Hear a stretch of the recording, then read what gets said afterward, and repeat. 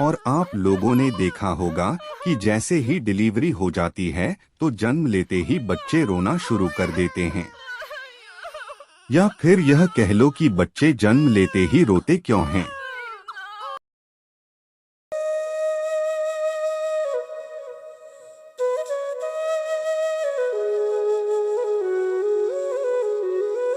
आइए दोस्तों, मैं प्यार भरा नमस्कार करता हूँ। दोस्तों, मैं आपसे बोलता हूँ कि इस वीडियो को अधूरा मत छोड़ना, आपको पाप लग सकता है। क्योंकि आज हम जानने वाले हैं और आप लोगों ने देखा होगा कि जैसे ही डिलीवरी हो जाती है तो जन्म लेते ही बच्चे रोना शुरू कर देते हैं। या फिर यह कह लो कि बच्चे जन्म लेते ही रोते क्यों हैं? दोस्तों, यह बात जानना हमारे लिए बहुत जरूरी है, इसलिए बोल रहा हूं कि वीडियो पूरा देखना। दोस्तों, शिशु पृथ्वी पर किसी भी मानव की सबसे पहली अवस्था है। जन्म से 1 मास तक की आयु का शिशु नवजात कहलाता है, जबकि 1 महीने से 3 साल तक के बच्चे को सिर्फ शिशु कहते हैं। आम बोलचाल की भाषा में नवजात और शिशु दोनों को ही बच्चा कहते हैं। शिशुओं का रोना एक स्वाभाविक क्रिया है जो उनके लिए संचार का बुनियादी साधन है। एक शिशु रोकर भूख, बेचैनी, ऊब या अकेलापन जैसी कई भावनाओं को अभिव्यक्त करने की कोशिश करता है। जब जीव मृत्यु लोक में जन्म लेता है, उस समय उसकी स्मृति शून्य होती है। वह ना तो किसी चीज को जानता है और ना ही किसी को पहचानता है। बच्चा मां के गर्भ से निकलकर जैसे ही बाहर आता है, तुरंत ही रोना शुरू कर देता है। वह ऐसा तकलीफ में करता है या कोई और कारण भी है जिसे हम समझ नहीं पाते। क्या आपने भी कभी सोचा है कि आखिर बच्चा जन्म लेने के तुरंत बाद रोता क्यों है? इसके पीछे का सटीक कारण क्या है? हिंदू धर्म शास्त्रों के अनुसार वैसे तो इसके पीछे एक पौराणिक कथा की मान्यता है, जिसका विवरण विष्णु पुराण में मिलता है। इस्लाम में भी बच्चे रोने के अपने अलग कारण बताए गए हैं। लेकिन सच्चाई क्या है? यह एक ऐसा सवाल है जिसका सही उत्तर हम सब जानना चाहते हैं। शिशु के जन्म लेते ही रोने के कारण को विज्ञान एक सहज और आवश्यक प्रक्रिया मानता है। तो दोस्तों, आइए इस वीडियो में सबसे पहले हम बच्चे के रोने को लेकर वैज्ञानिक दृष्टिकोण समझते हैं। फिर हिंदू धर्म शास्त्रों में वर्णित उस पौराणिक कथा को जानेंगे जिसका उल्लेख विष्णु पुराण में मिलता है। दोस्तों, नए जीवन की प्रक्रिया पुरुष और स्त्री के समागम के साथ शुरू होती है और इस प्रक्रिया में पुरुष और स्त्री दोनों मिलकर सेक्स करते हैं, जिसके फलस्वरूप जीव को एक नए शरीर के रूप में स्त्री के गर्भ में स्थान मिलता है। जब तक बच्चा माता के गर्भ में रहता है, तब तक वह सांसारिक दुनिया से अनजान होता है। माता के गर्भ में वह जीवित तो होता है, परंतु वह सांस नहीं लेता। उसके शरीर को खाना पीना इत्यादि मां से जुड़ी गर्भनाल से प्राप्त होता रहता है। बच्चे के फेफड़े तो बन जाते हैं, लेकिन वह प्रयोग में नहीं रहते। दोस्तों, वीडियो में आगे बढ़ने से पहले आपसे अनुरोध है कि हमारी प्रस्तुति आपको पसंद आती है तो वीडियो को अभी लाइक कर चैनल को सब्सक्राइब कर ले। अब वीडियो को आगे बढ़ाते हैं। दोस्तों, बच्चा मां के गर्भ में एक पतली झिल्ली के अंदर बंद होता है, जिसमें तरल पदार्थ भरा होता है। इस तरल पदार्थ को वैज्ञानिक भाषा में एमनीटिक फ्लूइड बोलते हैं। यही तरल पदार्थ बच्चे के मुंह, स्वास्थ्य नली और फेफड़ों तक में पहुंच जाता है। लेकिन जब तक बच्चा मां के गर्भ में रहता है, तब तक इस तरल पदार्थ से बच्चे को कोई कष्ट नहीं होता, बल्कि इसी तरह पदार्थ की वजह से वह मां के गर्भ में सुरक्षित रहता है। प्रसव की क्रिया मां और बच्चे दोनों के लिए कष्टदायक होती है। बच्चा बहुत सकरे मार्ग से निकलकर दुनिया में आता है, जिसके क्षण बच्चा मां के गर्भ से बाहर निकलकर इस संसार में आता है, उसके आसपास का परिवेश बदल जाता है। अब शिशु को जीवित रहने के लिए श्वास की जरूरत होती है।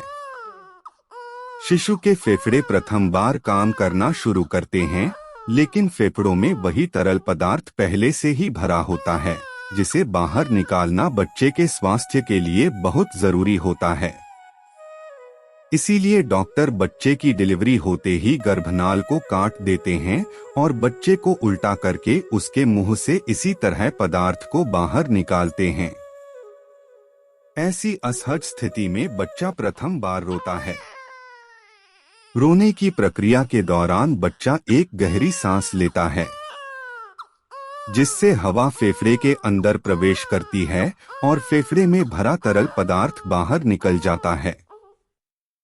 इसलिए बच्चे का प्रथम बार रोना बच्चे के स्वस्थ होने का संकेत होता है। अगर बच्चा स्वयं से नहीं रोता तो डॉक्टर बच्चे की पीठ पर हल्के हाथ से थपकी लगाकर उसे रुलाने का प्रयास करते हैं, जिससे फेफड़ों में हवा जा सके और तरल पदार्थ बाहर आ सके। बच्चे के दिमाग को सही ढंग से काम करने के लिए एवं बच्चे के शरीर को सुचारू रूप से कार्य करने के लिए ऑक्सीजन की जरूरत होती है। जिन बच्चों के फेफड़े से तरल पदार्थ नहीं निकल पाता, उनके फेफड़े में पर्याप्त हवा नहीं पहुंच पाती। ऐसा होना बच्चे के जीवन के लिए खतरा होता है और दिमाग को पर्याप्त ऑक्सीजन न मिल पाने के कारण उन्हें किसी प्रकार की मानसिक बीमारी भी हो सकती है। तो दोस्तों, यह बातें थीं विज्ञान की। आइए अब जानते हैं पैदा होते ही बच्चे के रोने को लेकर धर्म ग्रंथों में क्या लिखा है। शिशु जब प्रथम बार रोता है तो उसके रोने का स्वर कुछ इस प्रकार सुनाई देता है, जैसे वह पूछ रहा हो, कहाँ हूँ मैं, कहाँ हूँ। विष्णु पुराण के मुताबिक जब ब्रह्मा जी सृष्टि की रचना कर रहे थे, उन्होंने स्वयं जैसा पुत्र पैदा करने का विचार किया तो उनकी माया से गोद में एक मायावी बालक प्रकट हुआ। ये बालक रोते हुए ब्रह्मा जी की गोद में उथल पुथल करने लगा। जब ब्रह्मा जी ने उस बालक से इसकी वजह पूछी तो उस बालक ने प्रश्न किया, मैं कौन हूँ, मैं कहाँ हूँ, मेरा क्या नाम है। इस पर ब्रह्मा जी कहते हैं कि पैदा होते ही तुमने रोना शुरू कर दिया, इसलिए मैं आज से तुम्हारा नाम रुद्र रखता हूँ। ऐसी मान्यता है कि इस बच्चे के जन्म से पहले किसी बच्चे ने रोना शुरू नहीं किया था। ऐसी पौराणिक मान्यता है कि तभी से जन्म के बाद बाकी बच्चों में भी रोने का नियम बन गया, जबकि इस्लाम धर्म में यह मान्यता है कि बच्चे के जन्म लेते ही शैतान उसके पास आता है। शैतान के छोटे ही बच्चा जोर जोर से रोने लगता है। इसीलिए ऐसी मान्यता है कि जब बच्चे की पैदाइश हो जाए तो फौरन उसके दाएं कान में आसान और बाएं कान में इमामत पढ़नी चाहिए, ताकि बच्चा शैतान के डर से महफूज अल्लाह की पनाह में रहे और पैदा होते ही अपने परवरदिगार का नाम सुन ले। दोस्तों, क्यों जरूरी है बच्चे का रोना? बच्चे की मांसपेशियों की होती है कसरत, बच्चे के रोने से उसकी मांसपेशियों की कसरत होती है। यह बच्चे के शारीरिक विकास के लिए भी बहुत ही जरूरी होती है। रोने से बच्चों की मांसपेशियां मजबूत होती हैं। इसलिए जन्म के बाद बच्चे का रोना बहुत ही आवश्यक है। बच्चे की बात कहने का माध्यम, बच्चे जब छोटे होते हैं तो वह बोल नहीं पाते। ऐसे में कई बार माता पिता के लिए उनकी बात को समझ पाना मुश्किल होता है। बच्चे का रोना भी उसकी बात कहने का एक तरीका ही होता है।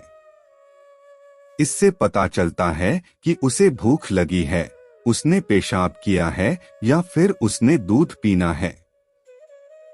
शोध के मुताबिक यह बात साफ हुई है कि बच्चे माँ बाप का ध्यान अपनी ओर खींचने के लिए रोते हैं और ध्यान मिल जाने पर वह चुप भी हो जाते हैं। बच्चे के मानसिक विकास के लिए भी उसका रोना बहुत ही आवश्यक माना जाता है। यदि आपका बच्चा जन्म लेते ही रोता है तो इससे यह साफ होता है कि वह शारीरिक मानसिक दोनों रूप से पूरी तरह से स्वस्थ है। किंतु कई बच्चे जन्म के 2 मिनट तक नहीं रोते। डॉक्टर भी बच्चे को रुलाने के लिए प्राथमिक उपचार भी करते हैं। यदि बच्चों को कोई और परेशानी है तो उन्हें आईसीयू में भी रखा जाता है। शोध के अनुसार बच्चा 1 से 5 मिनट के बीच में ही रोना या फिर अपने हाथ पैरों को हिलाना शुरू भी कर देता है, जिससे यह पता चलता है कि वह पूरी तरह से स्वस्थ है। विशेषज्ञों की माने तो 24 घंटे में बच्चे का 2 से 3 घंटे तक रोना बहुत ही नॉर्मल होता है। यह रोना बच्चे के शारीरिक और मानसिक स्वास्थ्य के लिए बहुत ही अच्छा माना जाता है। परंतु यदि बच्चा 4 से 5 घंटे रोता है तो यह चिंता का विषय हो सकता है। ऐसे में आपको बच्चे को डॉक्टर को जरूर दिखाना चाहिए। बच्चे को कोई स्वास्थ्य संबंधी परेशानी भी हो सकती है। जब जन्म लेने के तुरंत बाद शिशु नहीं रोते हैं तो उस बच्चे को डॉक्टर उल्टा करके नितंब और कमर पर हल्के हाथों से थपथपाते हैं, हिलाते हैं ताकि बच्चा रोए। जब बच्चे नहीं रोते हैं तो उस स्थिति को बर्थ एस्फिक्सिया कहा जाता है। इस स्थिति में बच्चे के मस्तिष्क तक ऑक्सीजन नहीं पहुंच पाता है। इससे उसकी जान भी जा सकती है। यह स्थिति प्रसव पीड़ा के दौरान पैदा होती है। दोस्तों, बर्थ एस्फिक्सिया को पेरिनेटल एस्फिक्सिया और न्यूनेटल एस्फिक्सिया भी कहा जाता है। यह बच्चे को जन्म के तुरंत बाद होता है, जब ऑक्सीजन बच्चे के मस्तिष्क तक नहीं पहुंच पाता और बच्चे को सांस लेने में तकलीफ होने लगती है। ऑक्सीजन न लेने के कारण बच्चे के शरीर में ऑक्सीजन की कमी हो जाती है, शरीर में एसिड का स्तर बढ़ जाता है। यह जानलेवा हो सकता है। चलिए आज की प्रस्तुति को समाप्त करते हैं और जल्द ही नई प्रस्तुति लेकर आएंगे। तब तक आप कमेंट बॉक्स में बताइए प्रस्तुति कैसी लगी। कमेंट में जय बजरंगबली अवश्य लिखें। धन्यवाद दोस्तों।